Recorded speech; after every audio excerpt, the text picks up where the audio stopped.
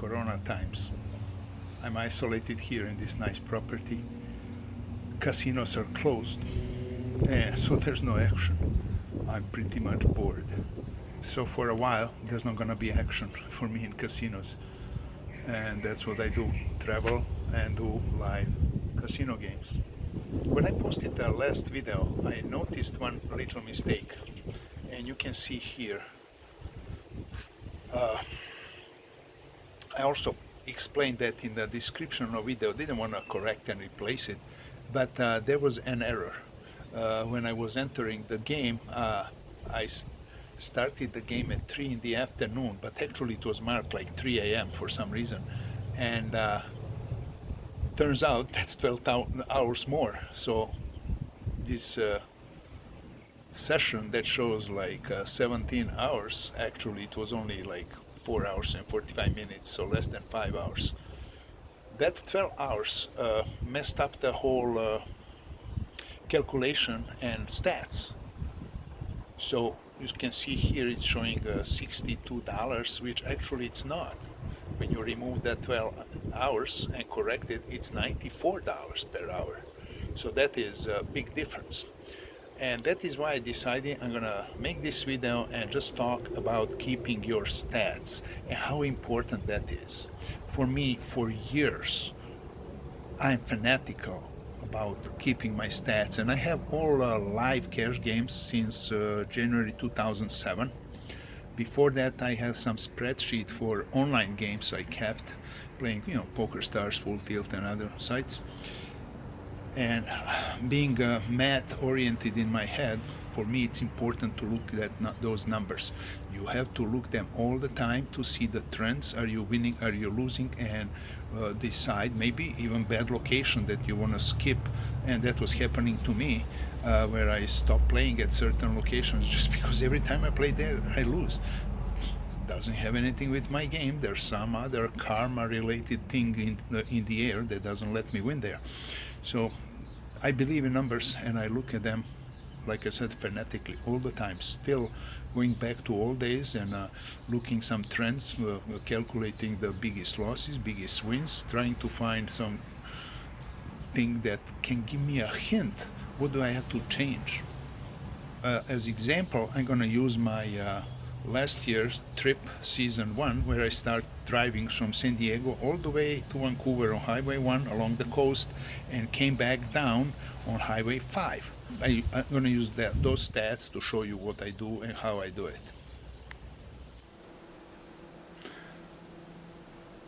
So I start tracking my results when I start playing online. And that was from, I think, 2002, maybe even earlier, maybe 2000, Party Poker and other sites. So I had a spreadsheet. I had to find it to show you. But that was a little bit clumsy. I tracked my deposits, and I didn't have that many, several times, couple $100 altogether. Maybe I deposited less than 1,000. I cashed out several thousands and end up online having big success after 7-8 years. I think I was plus $850. But that was amazing, because believe me, more than 85 to up to 90% of all online players are losing players, and they're the one that finance the other winning players. So my 800 is not for bragging, but it's positive, and that's the main thing. I also track their all tournaments I played, mostly, or all of them. I don't remember even anymore. I track cash games separately, and that worked fine. Then in 2010, we got smartphones, and actually first I got, before smartphone, I had the Apple iPod Touch. It was one of the first smart devices I had, and I downloaded the Poker Income app from the Apple Store. So if you look on your computer, you can search for Poker Tracker iPhone apps, and in Apple Store you're gonna find Here, this is article on top 5. There's some other, but here the first one and the best one is Poker Income. The one that I had, there's free version, and then you can buy it later for $10 to, I don't know, have more features. I don't remember. I paid those $10 in 2010, and I used it for several years. And recently, I start using it on an Android device. So now I have a Samsung phone, and in a store you can look for a poker tracker, and you're gonna see several. Here's the Poker Income that I used for 10 years now. And right now I'm also experimenting with this Poker Ledger. I tried most of this, all of them actually, and each of them has something missing. For me, the most important is the amount of data you can track. Like none of them, but none of these apps, but Poker Income, none of them track tips. And tips are a big part of our expenses. Imagine you play like maybe 150 sessions a year, like every 2-3 days you play a session. It's 150 sessions. And in each session you give $5 to $10 tips. That is $1,500. And I think you have to know about that. So the only one that tracks tips is Poker Income, and that's why I really recommend it. I wouldn't use any other. I tried, like I said, now experimenting with the Poker Ledger bankroll tracker, and only because one feature. It has something, again, that others don't have, but Poker Income has. The most important thing for me is, besides data, backup of this data and export of data.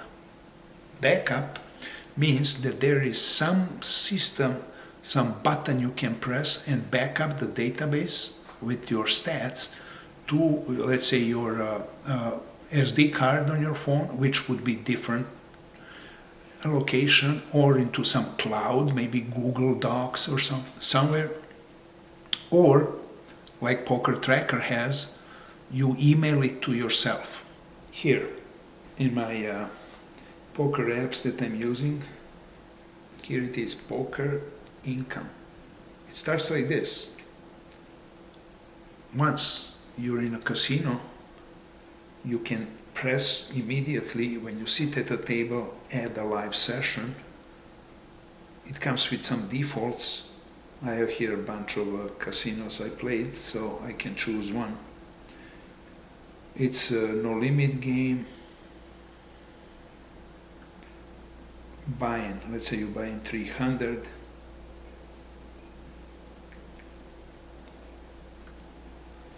And the game is Texas Hold'em, 2-5 blinds. So that's the game you're playing. You would press here this like play button for start. So it started, you can see it started at 5:15, and then you can add rebuys later. Let's say you rebuy another 100. So now you're in the game for 400 altogether. Tips. Whenever you give some tips, you press this button, tips $1, or you give a $2 tip, you press it twice, so it's $3. Once the game is over, let's say that this game started a little earlier, so 4 o'clock, it started at 4. So now you can see here, we're playing for an hour and 15 minutes, you are done with the game, you press end, and you have to enter amount you cashed out, and that is, let's say, $670. Press save, and there's, if you look at the all sessions, here's the session you were in for 400, played hour and 16 minutes, and cashed out 670, which is profit of 270. So you're gonna delete that. By using filter here in overview, you can set different parameters. When you go to settings, there's option manage data, backup and restore. Right now, this option doesn't work, but there was a server where I was logged in with my email and I could backup data to that server and normally restore it. It looks like that doesn't work anymore. So the most important option for me is export. So you can export filtered data in CSV format, which you can open in Excel file, and I'll show you later what I do with it. So you just open this, and it shows as a file, and here it's listed. It's just a data file, text file that you can open in Notepad.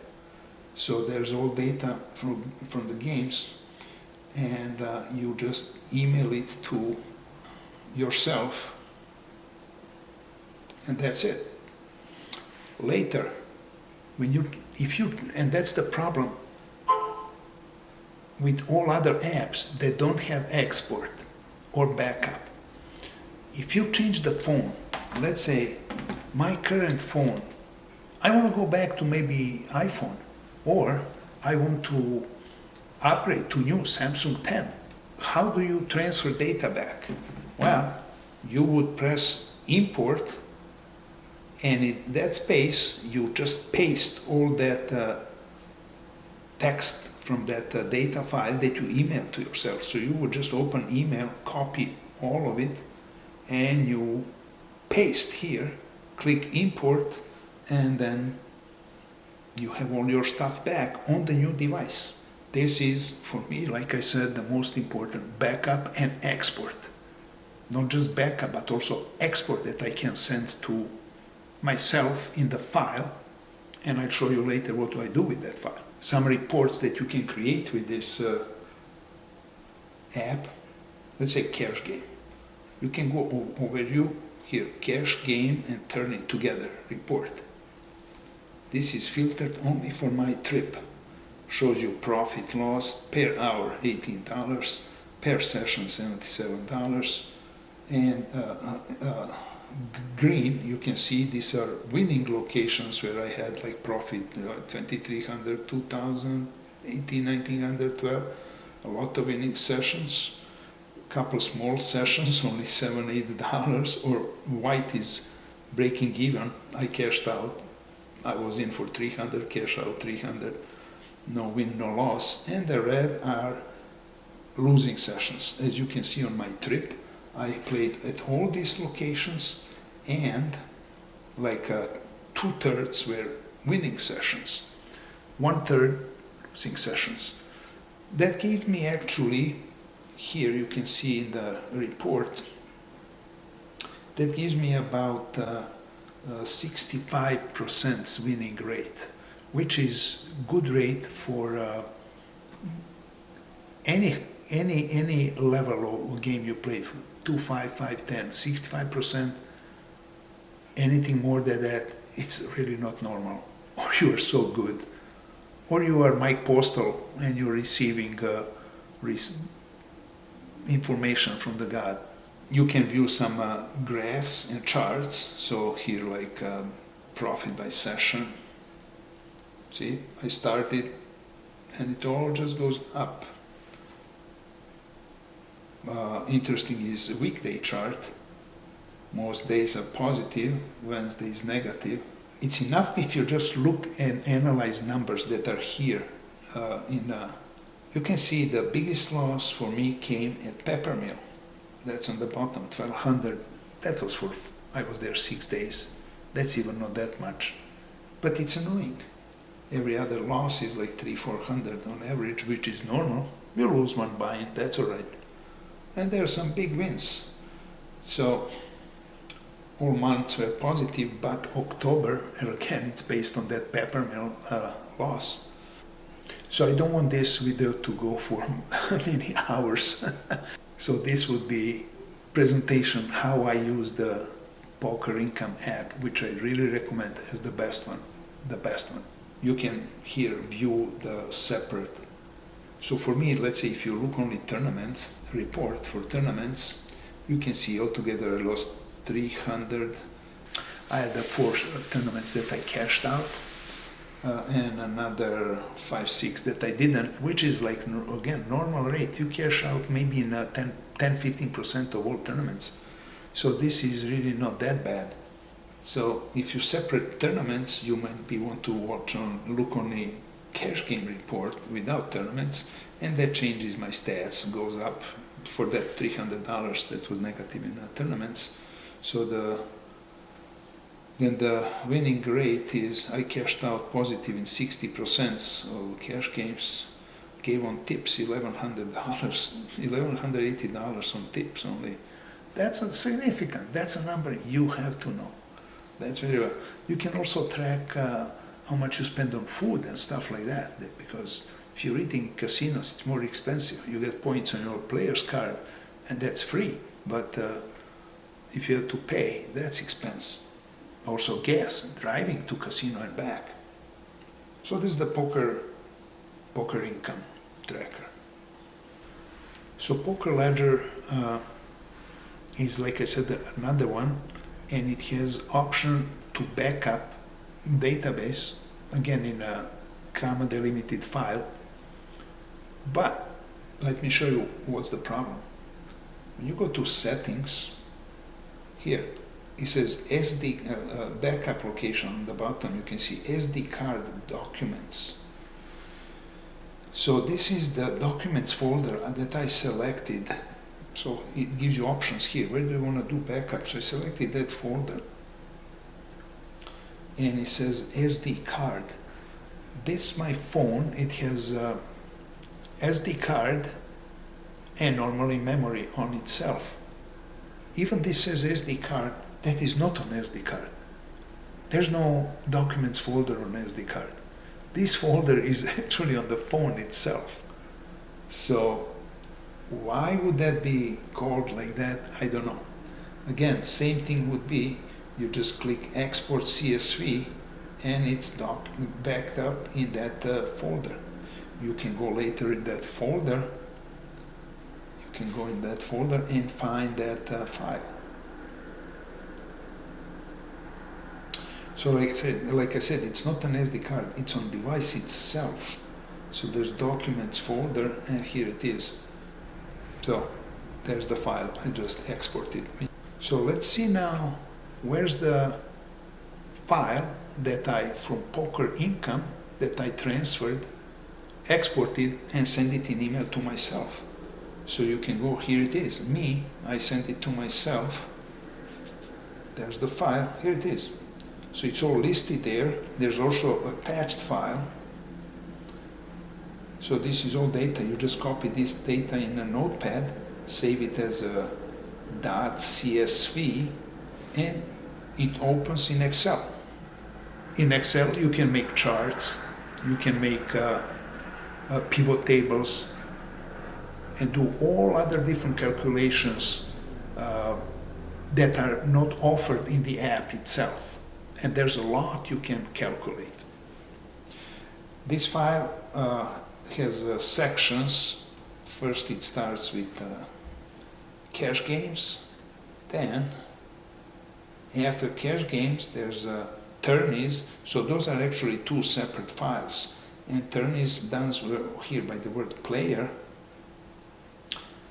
which would be if you track some players, and you can enter notes on players. So this is where that would be. So those should be all separate files, or in one file, but then you have to know how to edit the file and extract the data you need. How do I use those files? Well, I created a database. So here's the database. It's Access. It comes from Microsoft Office, so if you know to use it. You can see here that the last recorded game here was March 31st. Well, I have downloaded these new files, and I would, in this my database, click on PI data, which stands for Poker Income Data, Once I click on that, those files are imported. You even don't see any action because they're small. It goes fast. When I click on the refresh button, you can see here that the new date is October 26th, which is the last session I played. Database holds all data and all games I played starting January 1st, 2007 up to the end of my poker tour. Each of these days, if you click on a day, it gives you detail for that day. Here are months, so all months listed from January, all years starting in 2007, and you can see there most years are positive. I've only actually one negative year was 2017. I even didn't play that much, 145 hours, which is nothing. Here you can see cash games, total 74,000 plus since 2007.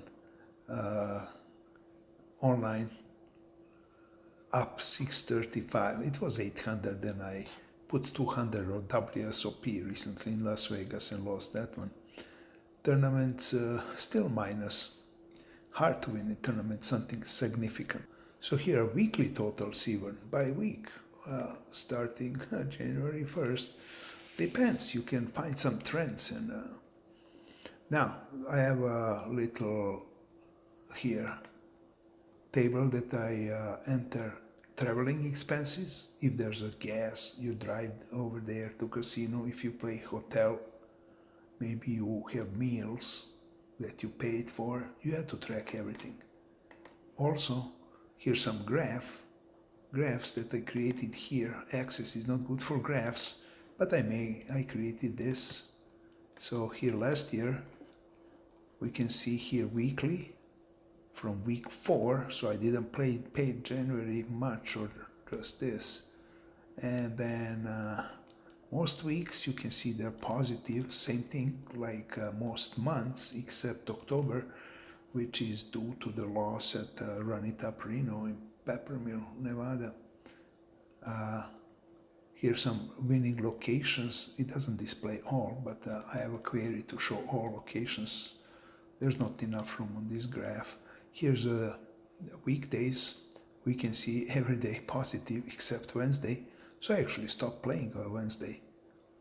I cannot win on Wednesday. I don't know how. It's like black magic, karma, something. So I don't play Wednesday. I stop. I do laundry. Don't go to casino. So that is this database I created. I also have an Excel spreadsheet that's connected to the database table and queries, and I used it to create some additional graphs and views. So here by year, you can see from 2007, every year is positive. It's not much. You can see the only negative year, 2017, and this was last year on that my poker tour route.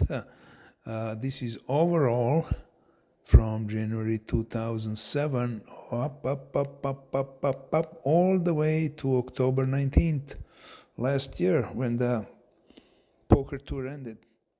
Altogether, this is $74,000. You can say, oh, over all those years, that's not much. Yep, it's not, but that keeps my RV running, and I play with other people money. You can see some long stretches of game not moving up, but downswings are really rare. So that is my tracking devices that I created long ago, these spreadsheets and database. This is stuff I wanted to talk about. I don't know, do you track your winnings? Let me know. And is it important for you?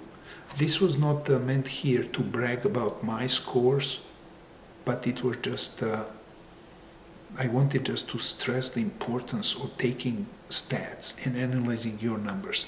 You can calculate here many other things, like there's like poker specific ROI numbers, standard deviation, whatever you want, whatever calculation you find, or some spreadsheet that already exists, you just plug in your numbers, bang, it's there. But you need that export backup function in the app you are using. Otherwise, one day you're going to change the phone and you're going to lose all your data. This video right now became very long, and I wanted also to show the counts from the My Poker Tour Season 1, but I think I'm going to make part 2 where I'm just going to analyze those. I hope you stay safe and see you at the end of these Corona times.